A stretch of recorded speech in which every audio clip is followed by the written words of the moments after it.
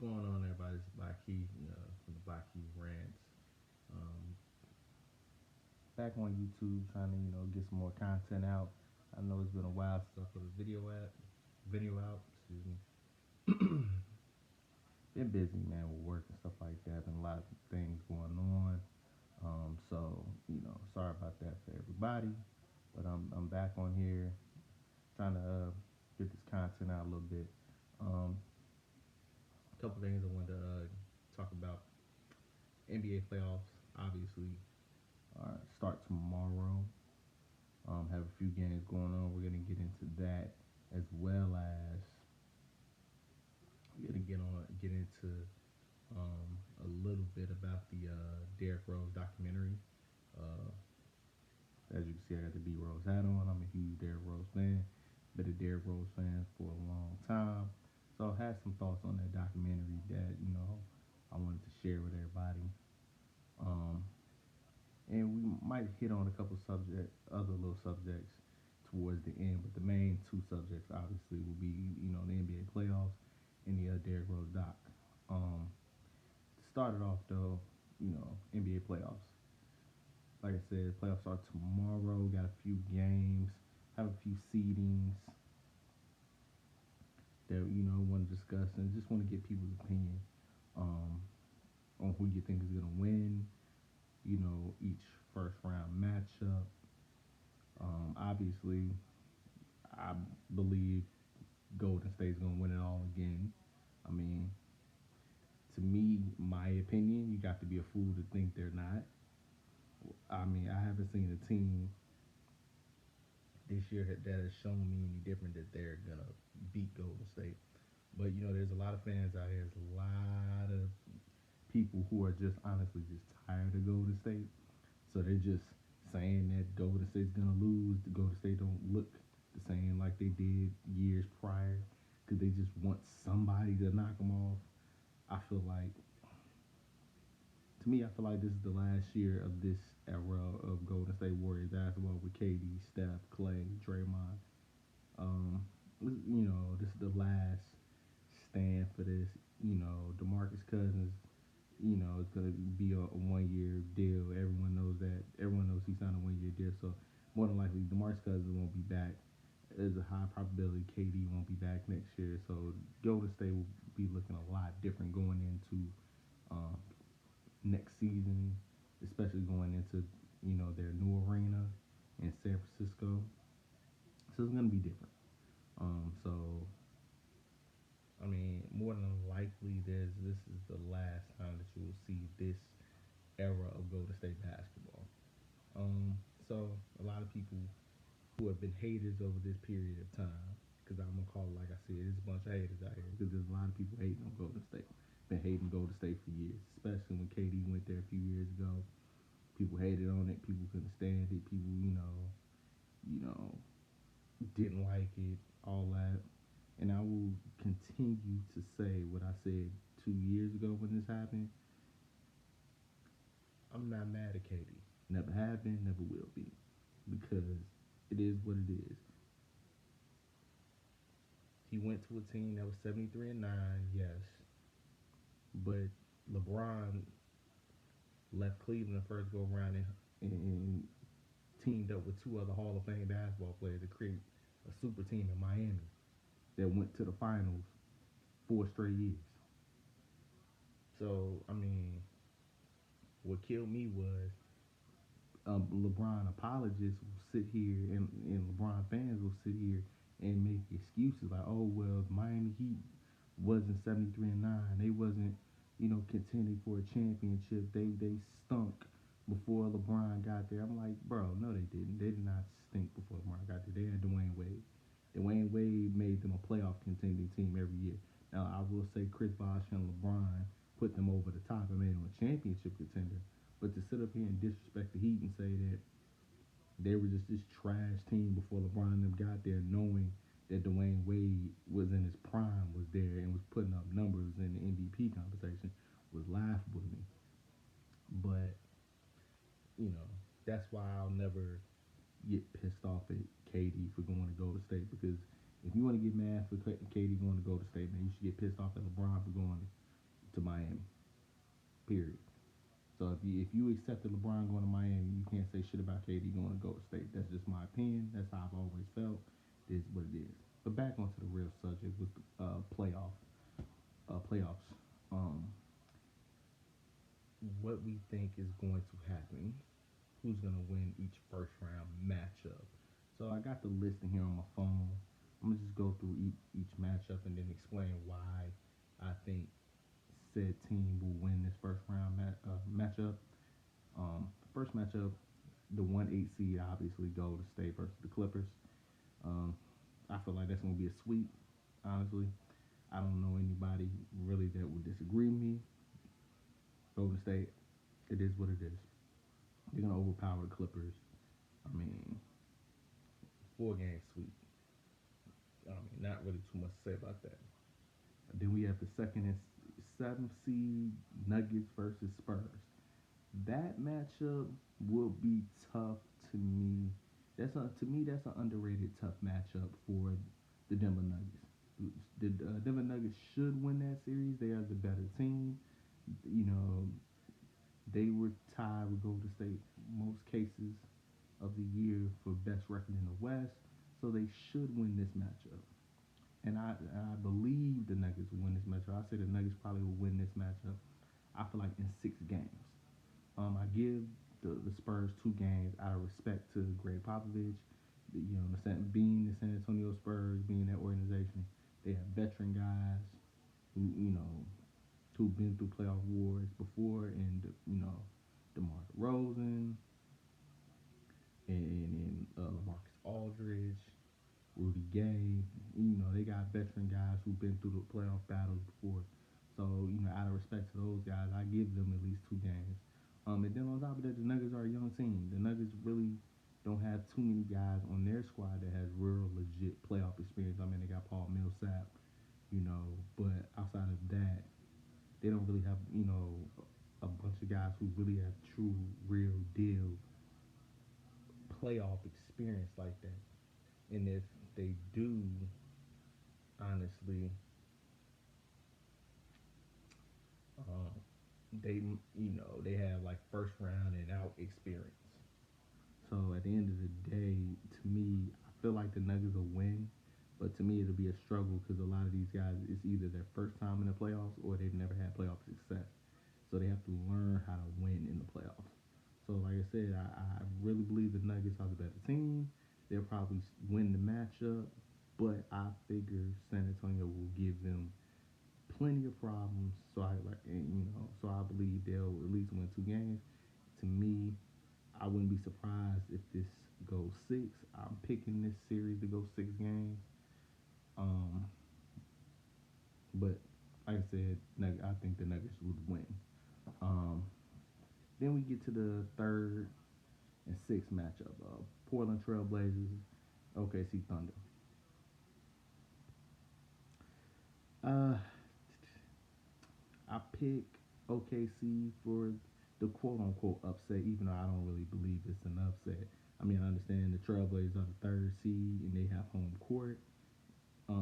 So technically it would be an upset because it's a 6 seed knocking out a 3 seed. But this is the Western Conference, and if anybody who watches basketball, you know the top eight seeds in the West in most cases are, the records wise are kind of cluttered, kind of close together.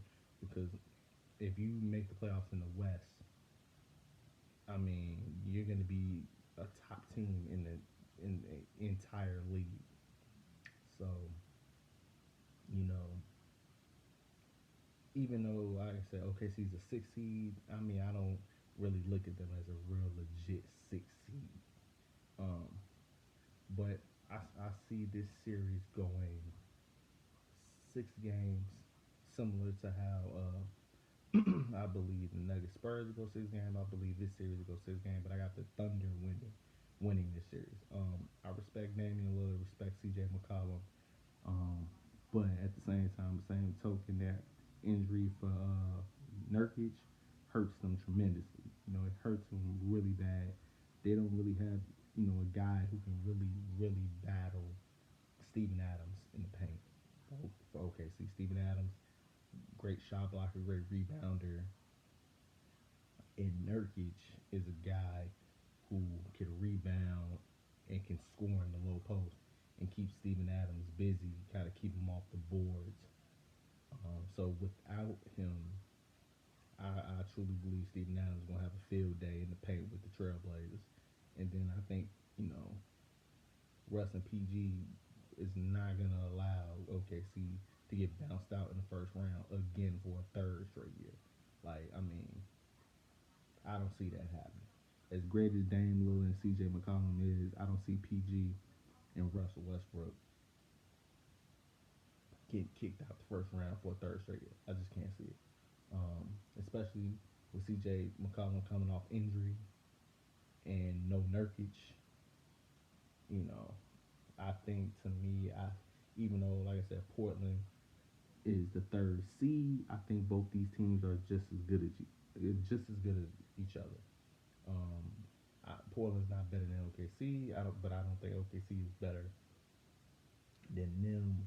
I just believe more in Russ and PG, especially OKC being more healthy than Portland.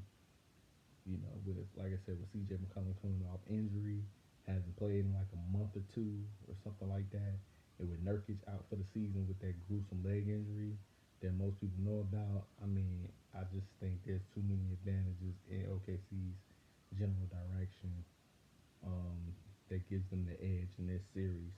So, like I said, I believe this series goes 6 games, um, but I got OKC with a quote unquote upset as the sixth seed. And then the last matchup of the West of the first round, fourth and fifth seed, you got the Houston Rockets and the Utah Jazz. Now, honestly, this is an interesting matchup for me. Um, if people remember last year, Portland played, Portland, excuse me, I'm sorry, Houston played Utah in the second round last year. I think, I think uh, Utah was the fourth seed, fifth seed ish last year. Because I remember they upset not Golden State, they upset OKC last year in the first round, and they lost I think in 5 games to Houston in the second round. Um, so I like this matchup. You know, second year in a row of Utah Houston, even though it was a 5 game series last year. Um, Utah made it interesting, and those games was hard for Houston. Donovan Mitchell was the truth. Like not Donovan Mitchell was a rookie, was out there on. So he's gotten even better this year. I think Utah as a team has gotten better this year. So with that being said, I still believe Houston to get the dub. They'll win the series. I say this series goes 6 games. So I have at least 3 of the matchups in the West going at least 6 games. Like the only sweep I think, like I said earlier, was Golden State Clippers. Just because I mean Golden State's firepower is just unreal. The Clippers don't have the necessary firepower to contend. Um, but I think this Houston Utah series goes 6 games. I believe that it'll be a battle because of the growth of Utah as a team.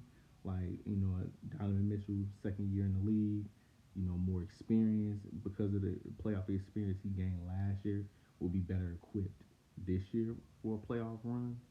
I think that you know the experience of not only winning a playoff series but going up against this same Houston team last year and seeing how that went. I give the Jazz at least 2 games in this series. I still believe Houston will win um, because of overall just talent level. I think Chris Paul and James Harden are so driven because they want to beat Golden State. So I think they'll try to get this series over with as quick as possible. But out of respect to Donovan Mitchell and that squad of Utah, I give them 2 games against Houston. I think it's going to be a tough series. I think that Houston's not just gonna dominate Utah the way that a lot of people think they will. Um, so I get, like I said, I get this, 6 game series, Houston. So then we move on to the Eastern Conference. Then we have the 1-8 seed in the East, the Bucks, Pistons. I mean, similar to Golden State, Clippers, the talent discrepancies is obvious. I feel like the Bucks should sweep the Pistons. I mean, they should sweep the Pistons, even though they're in the same Central Division. The Pistons, the Bucks play each other a lot because they're in the same division. I mean, Giannis should dominate the Pistons. So I feel like that's a sweep. Then we have the 2-7 matchup in the East, Toronto and the Magic. That to me, that should be a sweep. Toronto should sweep the Magic. The Magic, young team, happy to be in the playoffs. Really don't have too many guys who have real playoff experience. Um, Other than real like T. Ross, who used to be on Toronto, they don't really have too many guys who have playoff experience. Um, and with Kawhi and Kyle Lowry and those guys, I really, really believe that Toronto should sweep this team. Then we have the 3-6 matchup, Philly and Brooklyn. Now that to me will be a very, excuse me guys, really interesting series. Even though Brooklyn, similar to Orlando, young team with a bunch of young guys who really don't have too much playoff experience, I really believe that they could give Philly problems. I think Philly will win this series, but I believe Philly will win it in 5 games. I give the Nets a game. Now I know a lot of people probably looking at this video saying, well, why do you believe Brooklyn will give them a hard time? But they're only gonna win 1 game. Brooklyn is one of those scrappy type teams that even though they aren't as quote unquote talented, you know, they're one of those try hard teams. They're a team that's scrappy, feisty, plays defense, grinded out type of squads. And I think, they can tough out a game against Philly. And plus on top of that, Philly to me has shown some flaws.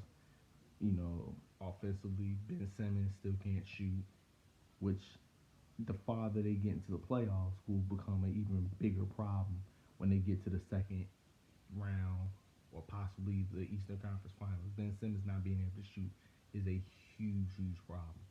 Um, to me, that's the Achilles heel of Philly. That's why Philly will not take the next step. Philly won't take the next step into championship contention, in my opinion, until Ben Simmons learns how to shoot. Period. You can't be the next quote unquote version of LeBron, but you can't shoot you can't even shoot not being in the paint. Like a lot of people talk about he can't shoot threes. Hell, Ben Simmons can't shoot from 15 feet. He can't shoot a jumper. Like that's a problem. Like, and plus he's a poor free throw shooter. Free throw shooting is critical in the playoffs. Gotta be able to go to the line and hit free throws in the playoffs. Like it could come down honestly to a free throw in a critical game. And if you can't hit free throws, honestly, you can't be on the floor.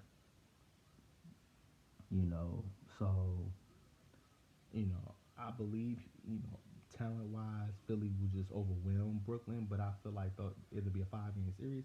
But at the same time, I honestly, I think this will be a tough 5 games. Like every game, Brooklyn, it'll come down to the wire for Philly. So that's why I believe it'll be a tough series. Even though they're winning, in my opinion, in 5 games, I think every game will be a grinded out type of game down to the wire, and Philly is just squeaking out wins against Brooklyn because Brooklyn is a tough, scrappy, feisty team. So it is what it is. And then the 4-5 matchup, Boston, Indiana. Now I say that this series goes 5 games, possibly six. And here's why. Yeah, Indiana doesn't have Victor Oladipo. Now, to me, if Indiana had Victor Oladipo, to me, I would give them a legit shot to upset Boston. Just being honest, because of how inconsistent Boston's been all year. Like I'm one of the people that picked Boston to go to the finals, and I mean I've watched them play all year. Boston's been one of the most inconsistent teams all year round. And to me, if I feel like if Victor Oladipo hadn't like tore his knee up real bad, um, and ended his season, I feel like a healthy Victor Oladipo with this Indiana squad would have gave Boston a run for their money and possibly had a chance to upset them as the fifth seed. Um, but with that being said, Oladipo isn't there. That's why I give Boston the win in this series. I feel like Boston can win it in five, but it would surprise me if they go six. I think it could go six because I think Indiana, similar to Brooklyn, is a scrappy team, feisty team. They could squeak out a couple wins. And just based on the fact of how inconsistent Boston's played all year, I think they'll let a couple wins go. You know, so 6 game series. It was 6 game series for Boston, but I believe Boston will get the win. So that's basically all the picks I've had for the first round. So I'll go over it one more time. In the West, I have Golden State winning the 1-8 matchup. I have the Nuggets winning the 2-7 matchup. I have OKC upsetting Portland in the 3-6 matchup, and then I have Houston winning against Utah in the 4-5 in the West matchup. In the East, I got the Bucks sweeping the Pistons in the 1-8. I have Toronto sweeping Orlando in the 2-7. I have Philly, eking out a win in a 5 game or 6 game series against Brooklyn, and then I got Boston doing the same thing, eking out a 5 or 6 game series against Indiana, and Boston getting that win in that series. I will be posting a video, you know, moving forward after pretty much any playoff games. So you're going to see a lot more content coming from me. You know, watching playoff games, seeing what's going on the floor, seeing what's happening, giving my opinions, what I'm seeing. Is anything close, to my opinions that I'm having on this video? Is any of these games matching up with what I'm thinking? So you're gonna start seeing more content and seeing, more, you know, info about what's going on in each series. So please, guys, comment on this video if you agree with, you know, if you agree with what I'm thinking, if you agree with who I believe is gonna win each series. Comment below in the video. And if you don't agree with any of the matchups and agree with any of the teams that I have winning these first round matchups, please comment and give a reason why. Tell me why. Tell me, hey, I think such and such team is not gonna win, and give me a reason why. I would love to hear comments from you guys. I definitely want to hear more and more and get more comments and get more views on my videos, and debate with great sports fans out there. So please comment, like, share, subscribe, everything. Now moving on to my second major subject that I wanted to tackle in this video. Obviously, I hope many people watched it. If you didn't, it's a definite you should watch. The Derrick Rose story, the Pool to Derrick Rose story, the documentary that happened that came on yesterday. Um, if you haven't seen it, it's a definite must watch. It's on there. You can watch it on this app called Stadium. Stadium is the company that kind of produced it and all that type of stuff. And there's actually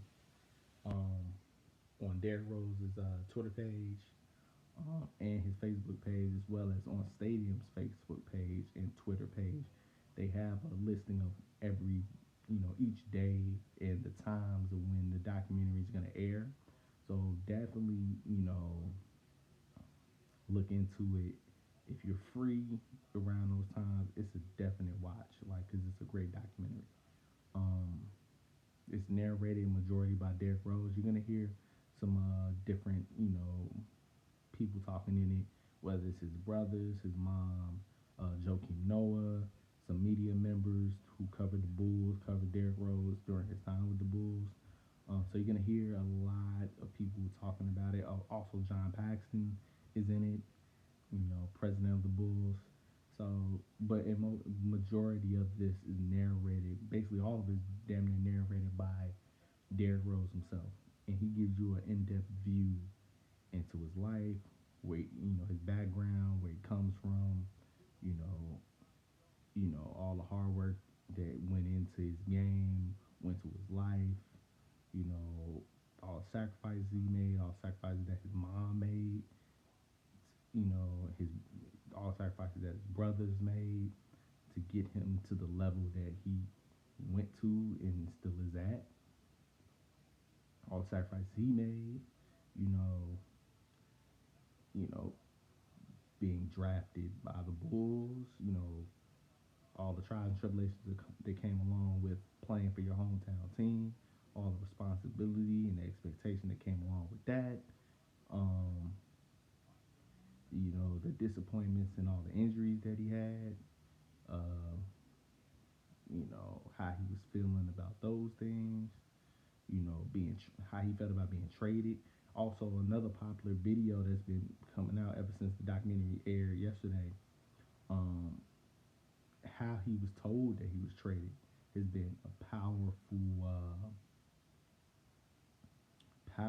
video. A lot of people retweeted that part of the documentary because of how you know powerful that moment was in his life. Being traded from Chicago and him leaving. Um, and all the trials and tribulations that he went through when he left, playing for the Knicks, playing for the Cavs, and then how he came back and played well with Minnesota, and and how his life is now, and how he's grown and become a even better person than he was um, when he was younger, um, and how much more at peace he is now. As an older guy, as a father, how much more at peace he is now. It was a great documentary. I want to thank Derrick Rose, his family, for